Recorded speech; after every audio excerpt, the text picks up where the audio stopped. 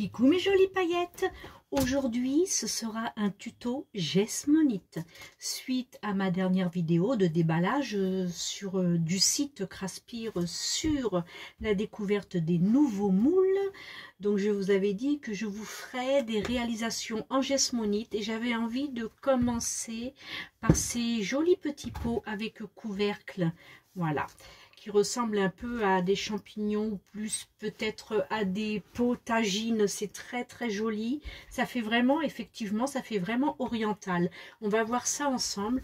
Je ne sais pas encore si je vais faire, comme je l'avais dit dans la vidéo déballage, si je vais marquer à la pointe fine les losanges, les motifs du moule. Je ne sais pas encore ce que je vais faire. En attendant, nous allons couler ensemble notre Gessmonite. Vous me suivez? Allez, prenez votre boisson, installez-vous, abonnez-vous pour ne rien louper des prochains tutoriels et c'est parti. Alors, je vais mettre ça là. Ensuite, je n'ai aucune idée de ce que ça peut faire en poids.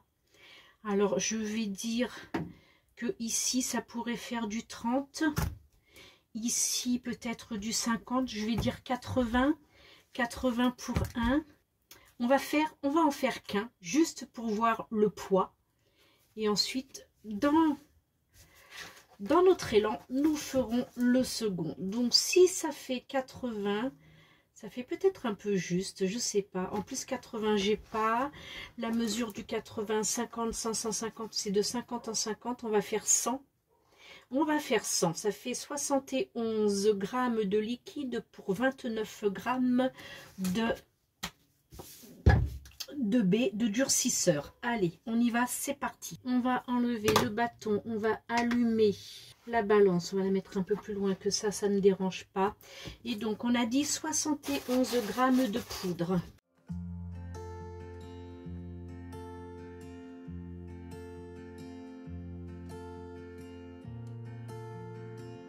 Pour 29 grammes de durcisseur.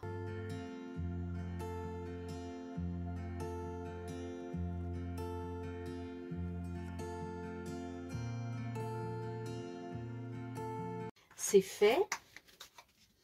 On va mélanger tout ça. On reviendra faire un dosage s'il le faut. Alors on mélange bien. Ça doit avoir une consistance épaisse. Et on évite les grelots. Donc on mélange un maximum, c'est très peu, 100 grammes hein, finalement. Vous voyez, ça fait vraiment très peu. Alors j'étais vraiment loin du compte, c'est pas grave, on refera pour le petit chapeau. Alors je me demande, je suis en train de, alors j'avais préparé, vous avez pu voir, je vais vous la mettre en annonce en haut, sur le haut de la vidéo. J'avais fait du terrazzo, hein, c'est des morceaux de Gessmonite, j'avais fait du terrazzo. Et ben je pense que finalement je vais grossir un peu la quantité de ma Gessmonite en y incorporant des morceaux de terrazzo. Ça pourrait faire joli un pot en terrazzo. Qu'en pensez-vous? Allez, un peu de bleu, un peu de gris, un peu de rose, un peu de beige terracotta, allez, hop, un peu plus, et puis un peu de vert. D'ailleurs, on va mettre le reste, hein, pour ce qu'il y a en vert. Voilà, j'en referai. Je referai du terrazzo. N'hésitez pas à aller voir la vidéo du tuto, comment faire le terrazzo. Vous allez vous régaler à en faire. Vous allez voir, c'est d'une simplicité. Voilà, ça fait un petit peu plus épais. Alors, on va remplir ça. Vous voyez? On va remplir ça tranquillou, comme ça. On ne va pas faire couler parce qu'il va falloir tasser. Et puis, le faire rentrer, évidemment, dans le trou, là. Alors, on va écarter le moule. En fait, je ne sais pas si c'est vraiment une bonne idée. Hein. Ça m'a l'air un petit peu... Peut-être que mon terrazzo est un peu gros, c'est surtout ça. Mais on va y arriver. On va prendre notre temps. Et puis à un moment donné, j'accélérerai un petit peu. Il faut faire vite quand même, hein, parce que ça sèche vite. Hein. Ça durcit vite. Et je vais accélérer la vidéo. D'accord ? Allez, c'est parti. Tout en musique.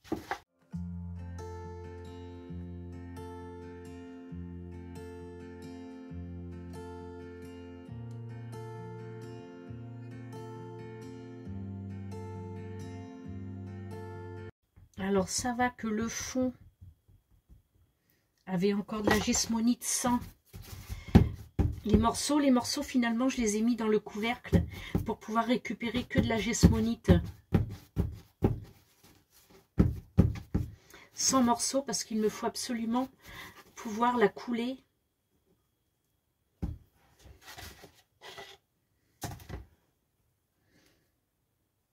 À l'intérieur. Des fois, j'ai des idées loufoques. Hein. Mais qu'est-ce que j'ai été inventée là? Pourquoi est-ce que j'ai voulu faire ça? Je me suis dit, tiens, terrazzo, ça peut être joli, mais certainement pas pour ce genre de moule. Hein. On verra ce que ça donne, mais à mon avis, c'est un joli loupé. Hein. Voilà, je vais mettre le reste, parce qu'il va falloir que je recoule finalement. Donc, je vais mettre le reste là-dedans.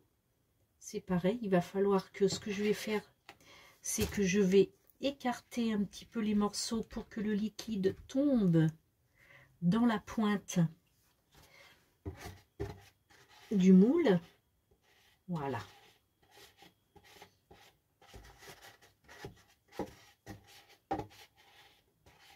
C'est bien de voir des loupés en direct. Hein, c'est ce que je dis souvent. Hein, ça vous permet de pas faire la même chose.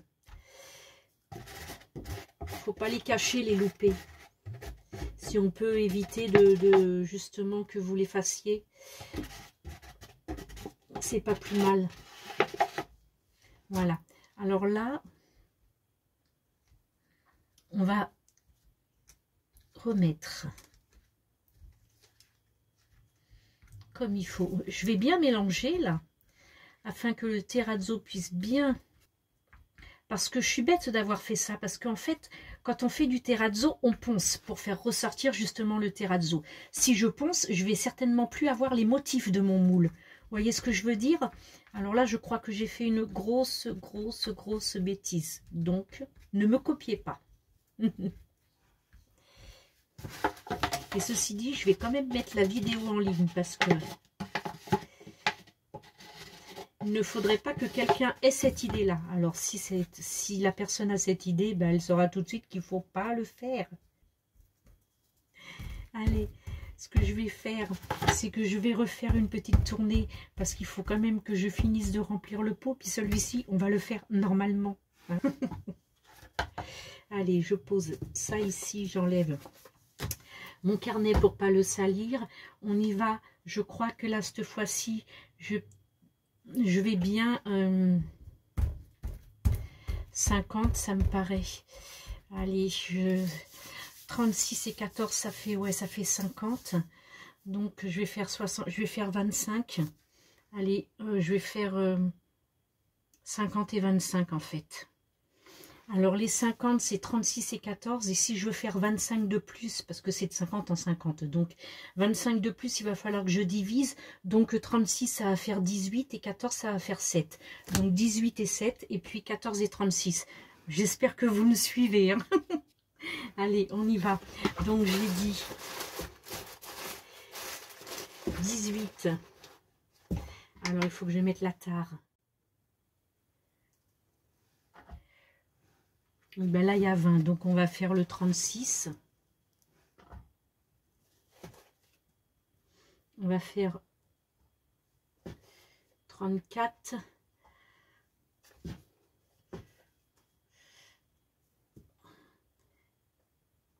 Voilà, là on est sur du 36 et après j'ai dit 18. Voilà, on est sur 50, ah on est 55, je vais en enlever un chouïa.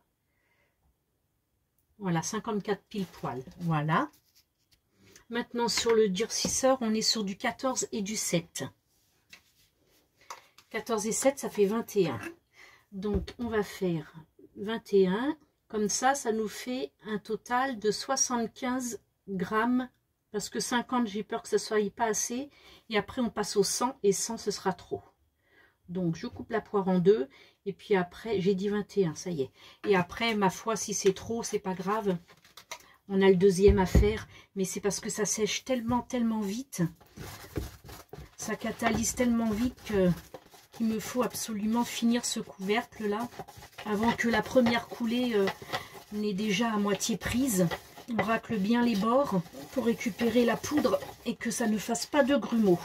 Allez, c'est parti. J'espère que j'en ai pas fait trop. J'espère qu'on est bon. Ouais, j'en ai même pas encore assez. Hein. Ça paraît pas, mais... Vous voyez, il y a au moins 200 grammes, rien que dans le couvercle. Imaginez la quantité de... Ça paraît pas, c'est des tout petits pots, mais la gesmonite, ça prend beaucoup, beaucoup plus que la résine. Voilà. Alors, je pense que c'est pas grave si je monte pas jusqu'en haut. L'essentiel, c'est que ce soit bien plan. Voilà, on va s'arrêter là. On va attendre que ça catalyse et puis bah, je vous reviens tout de suite. Hein. Mes jolies paillettes, c'est le moment de vérité. Je viens de rebrancher ma caméra. On va faire ça ensemble et puis j'espère que, bon, ça c'est sûr c'est un loupé, hein, mais j'espère que ce sera pas trop énorme non plus. Hein. J'espère que ce sera rattrapable. Allez, on va déjà casser un petit peu les bords, là, c'est pas trop gênant. Ça se ponce très bien, la gesmonite. Est-ce qu'il va y avoir d'énormes trous parce que ça ne s'est pas mis en place comme il faut? Ou pas? Pour l'instant, écoutez, pour l'instant, ben voilà, hein, on est tout bon finalement. Je n'en reviens pas. Finalement, on est tout bon. Le problème, c'est qu'il va falloir que je ponce pour faire ressortir ce fameux terrazzo. Donc, il va plus y avoir le motif. Et puis là, je ne peux pas laisser comme ça parce qu'on a l'impression que c'est taché. Vous voyez, que j'ai fait des taches, que j'ai été un peu brouillon et ça ne peut pas le faire. Donc, ici, je vais bien poncer pour que ce soit plat. Et puis, je vais poncer ici où je vais laisser ce travail de ponçage à mon mari. Et puis, on verra ce que ça donne. En tout cas, le couvercle, franchement, les motifs sont là. Donc, le terrazzo n'a pas fait des creux et des bosses et tout. Il s'est bien mis en place. Bon, là, c'est un petit peu bancal, mais comme je vous dis, c'est... Voilà, je vais couper, je vais enlever tout ça. Je vais faire le plus gros et puis mon mari fera le reste. On verra ce que ça donne. Là, par contre, je pense que là, ça va vraiment pas être joli. Hein. À mon avis. Allez, on y va. On est obligé. Hein. Faut y aller. Hein. On n'a pas le choix. Allez, mes jolies paillettes. On va faire ça ensemble. Voyons voir s'il y a des manques. S'il y a des gros trous. Parce que le terrazzo se serait mis de biais. Pour l'instant, vous le découvrez en même temps que moi, je ne le cache pas. Pour l'instant, c'est perfect. Les motifs sont bien là. Le terrazzo a été sage, il s'est bien mis en place. Un petit trou là, mais ça fait un peu comme l'effet pierre finalement. Donc les trous ne sont vraiment pas gênants. Sur la résine, c'est gênant. Mais là, sur la gesmonite, le plâtre, le béton, le ciment, ça gêne absolument pas qu'il y ait des petits trous. Alors par contre, ça, vous avez vu, hein, la gesmonite, c'est un matériau qu'il faut vraiment... c'est pareil, hein, on est habitué à la résine. Et regardez comme c'est beau. Il faut que j'allume cette petite lumière, vous verrez encore mieux. Alors oui, on est habitué à la résine, hein, ça y est, hein, au bout de X années qu'on le fait, il n'y a pas de souci, vous êtes comme moi, vous savez manier votre résine, mais la gesmonite, c'est complètement autre chose. Il faut réapprendre à utiliser ce matériau, il faut vraiment le dompter, et c'est absolument pas du tout de la résine. Enfin, c'est de la résine de synthèse, mais ce que je veux dire, c'est que ça ne se travaille absolument pas comme la résine, donc forcément, il faut se former, et il va falloir que je le fasse, parce que là, j'ai eu des loupés de dosage, et puis une idée complètement à l'envers, quoi. On ne met pas du terrazzo, et encore là, ça va. Franchement, on peut. Le couvercle, j'aurais pu m'en passer. Le pot, attendez, là je vous fais ça parce que je voudrais pas que ça colle à mes bras et que ça vous fasse du bruit.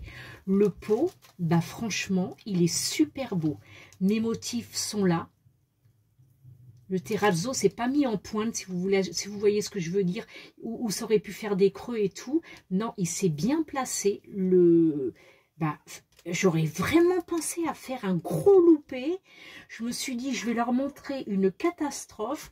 Et bien finalement, non, mais je suis hyper épatée. C'était pas une bonne idée, je vous l'avoue quand même. Hein, c'est pas une bonne idée, évitez de le faire. Du moins pour le couvercle. Et regardez comme c'est joli. Je sais même pas s'il y a besoin de poncer, tellement c'est lisse. Et on le voit, ce fameux terrazzo. On le voit. Et en dessous, là, il y aura besoin d'un ponçage. Mais pas plus que ça. Voilà, et ben finalement je suis vraiment, voilà, j'avais peur d'être très déçue. Regardez-moi ça. Le couvercle, qu'est-ce que ça va donner le couvercle? Eh ben écoutez, on va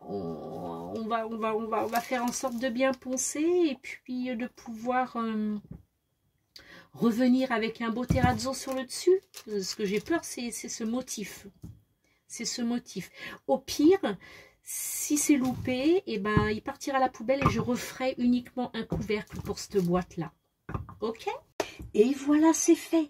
Alors, mon mari a tout poncé.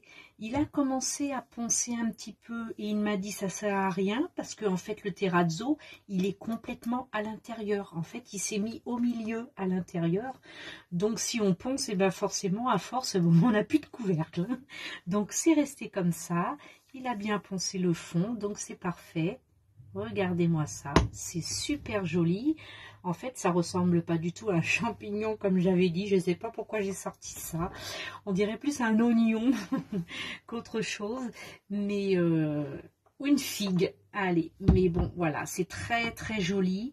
Et ici, on n'a pas touché, je lui ai dit de ne pas toucher parce que c'était lisse et qu'on voyait suffisamment le terrazzo pour ne pas avoir à poncer pour mieux le voir. Je pense que c'est joli comme ça. Et puis voilà, il m'a fait aussi le fond.